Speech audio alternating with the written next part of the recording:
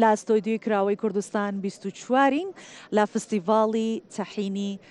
ئامێدی. میوانی ئەم جارەمان لەناو فستیڤاڵەکە قایمەقامی ئامێدیە کە بەڕێز وەرشین سەلمانە. سپاس دەکەین کە ئامادەی لەگەڵمان لەناو ئەم قەرەباڵغیە، بەڵام ئەوەمان بۆ گرنگە کە هاوڵاتیان بزانن ئەم کار و چالاکیانە چۆن ئەنجام درراوە، چەندێکی پێچوو هەتاوەکو سێمین فستیڤاڵش بتوانن ڕێکخەن.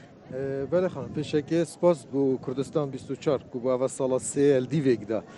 حاضر دبیتن لە فیستیڤاڵە تەحینی و بەرهەمێن خۆمالی ئامێدیە و هەروەسا هەمی کار و چالاکیان قەزا ئامێدیەوە بێشک قەزا ئامێدیەک و ئەوە بۆ مایە سێ ساڵە سەرێک دوو باشترین یان مازنترین فیستیڤالên berhemên xwemalî qeza Amêdiyê têne encamdan. Ev jî tindê divegerît ev giringiya Cenab-ı Serokê Hikûmeta Herêma Kurdistanê bû berhemê xwemalî bû berhemê pîtedan berhemê cûtiyaran û çawaniya bazargiriya wan e. Spas bû Xwedê ku berî mawayekî ku fîstîvala berhemên xwemalî Nahya Kanî masê gelek bi şêweyekê rêkopêkî pirêve çûn hûn jî em ê roja êkê li danê spêdê li fîstîvala Tehînê û berhemên xwemalî li qeza Amêdiyê wekû kar û çalakîyan çawa hatiye rêkxistin ekîd dîv ew lijna serperiştiya hatiye pêkînan ku li jêr çavderiya Cenabê Parêzgarê Duhokê û rastexûya piştevanî û biyawiya berdewam van kar û çalakiya fermangehên peywendîdar gel komeka gencên xwebexşên Amêdiyê ku zêdetir 6 gencên Amêdiyê karekî xwebexşane gelme dabûne ku bû rêkxistina evê karê çên bêjin ev bû maya heftiyekê kar divê cihî de hat bûkirin bû hazirkirina van dîmenên hîn tê de dibînin leho. تا چەنێ حکوومەتی هەرێمی کوردستان هاوکارە بۆ ئەوەی کە لەم جۆرە فستیڤاڵانە بەرهەمە ناوخۆیەکان و بەرهەمە تایبەتەکانی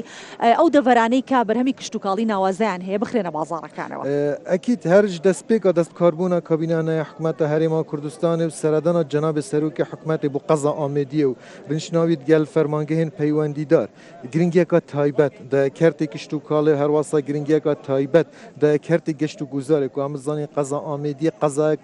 geleka ciwan hep siruştêt xwe û çendîn cihên cuda cudayên geşt û guzarê ku navûdengil serastê Herêma Kurdistanê û hemû Iraqê jî bêşik ew dîtgeha Cenabê Serokê Hikûmetê hebûye ku bû êkemîn car berhemê xwemaliyê vê deverê hate hinardekirin bû derveyî welatê çil bêjin sêva devera berwarî labûye hingvînê xwemaliyê vê deverê bûye û tehîna Amêdiyê bûye ku em şên bêjin kel piraniya bazarên cîhanê da ku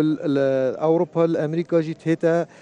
hinardekirin. Ev hemî piştevanî û palpiştiya Hikûmeta Herêma Kurdistanê bûye û hazirkirina van cûre fîstîvala pitir handaneke yan hazirkirineke ku marketingeka baş bû berhemê cûtiyara bikin û ez bar dikem sal bû salê cûtiyarê me jî gelek rêkopêktir amadekariya bû van fîstîvala dikin em bînin کەواتە جیاوازەکەی لەم ساڵ دیارە کە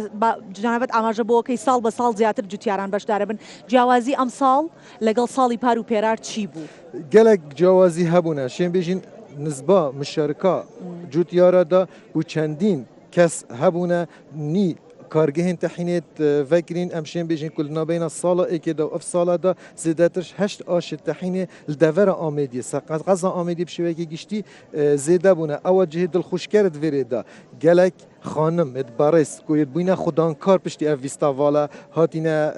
encamdan şî çi pirêka online bin yan jî pirêkên drûstkirina kargeha bin me kargehê teng ku xanim pirêve dibin. ئەمە زۆر جێگەی دڵخۆشیە کە خانمان لێرە بوونەتە خاوەنکاری خۆیان. شتێکی دیکەش هەیە کە لەم فستیڤاڵە سەرنجڕاکێش ئەمێ جەنابەت زیاتر قسەی لەسەرکەی ئەوەیە کە ئەم خێوەتانە بەبێ بەرامبەردراون بە کارگەکان و ئەو کەسانی کە بەرهەمی خۆماڵیان هەمە تا چەند پاڵنەرە بۆ جوتیار بۆ کەسێک کە بەرهەمی خۆماڵی هەیە بەشدار بێت لە her tiştekê divê fîstîvalê de têtekirin bêşik ser erkê Hikûmeta Herêma Kurdistanê bûye û hiç pareyek li hiç cûtiyarekî yan hiç xudankarekî nehatiye wergitin ev nîşana hindê te ku çawa Hikûmeta Herêma Kurdistanê giringiyê vî kertî detin û çawa em hewl deyn ku handana hewlatiyê xwe bikin ku zêdetir perê berhemê xwemalî bidin û zêdetir hewl bidin ku berhemê xwemalî zêde bikin. Ek noqta tinê min divêt amaje bidin ew cihê dilxweşker ki tê de piraniya evan xîvetê hîne dibînin an ev kargehê hîne dibînin gencê devera Amêdiyê ne ku texa genca ez şên bêjmete zêdetir 6 sadê ku ev kesên nû kargehê me kar dikin yan ew birandê nî durust kirîn gelek ji vana nûket amade ne hemî دەستت گەنجت وی وڵاتی بوونە و دەرچوێن زانکوێن هەرێمە کوردستانی بوون. ئەمە زۆر دڵخۆشکەرە ئەم زانیاریانەی کە بە ئێمە ئێدەیت و هاوڵاتیان بینەریە بن جگەلەوەی کە ئێرە سروشتێکی دڵڕفێنی هەیە بەڵام سازکردنی فستیڤالێکی لەم چەشنە چەندێکە بێتە هۆکاری ئەوەی کە دەرگایەکی گەشتیاری بە شێوەیەکی دیکە بەڕووی هاوڵاتیان بکرێتەوە. بشک هەبوونا ڤانجورە ڤیستاڤالا و هەبوونا برگن جدا جدا دادوان فیستاوالا دا هەوڵە هەندێک دێنک و سەرنجە گەشتیارە بۆ قەزا ئامێدیە بڕاکێشین کول دماهیکا وەرزێ گەشت و گوزاریە بە دەستپێکا زستانێدایە ببهێن ببینن دیمەنن قەزا ئامێدی و قەزایەکە هەر چاروەرزن ساڵێ تێدا هەبووینەوە ئەف هەر چاروەرزڵە هەر ئێکی خوشیەکە خۆ هەبوویە حکومەتە هەرێما کوردستانی گرنگیەکە گەلەکە تایبەتێدا کەرتێ گەشت و گوزارێ زێدەترش 21 پروژێن ژێرخانە گەشت و گوزارێ نهول ئامێدیە هێنە جێبەجێکردن زێدەباری کەرتێوە بەرهێنانت وی گەشت و گوزارێدا هەتاکو 24 پروژێن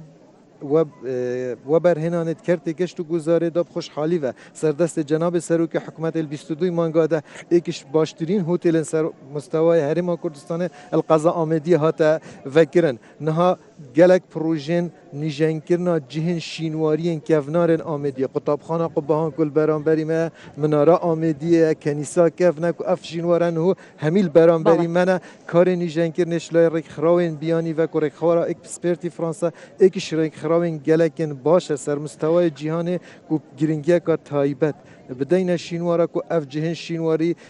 پارێزین هەروەسا نیشانە خەلکێکی بدەین و سەرنجار گەشتیارە زێدەتر ڕاکێشین بۆ قەزا ئامێدیە. دوپرسیار لە بەڕێستانەکەم چکە چالاکیەکان دەست پێ ئەکەنەوە دەمەوێت ئاماژە بۆ بکەیت لە دوای ئەوەی کە پرۆسەی ئاشتی هاتە ئاراوە چەند گرنگ بوو بۆ دەڤەری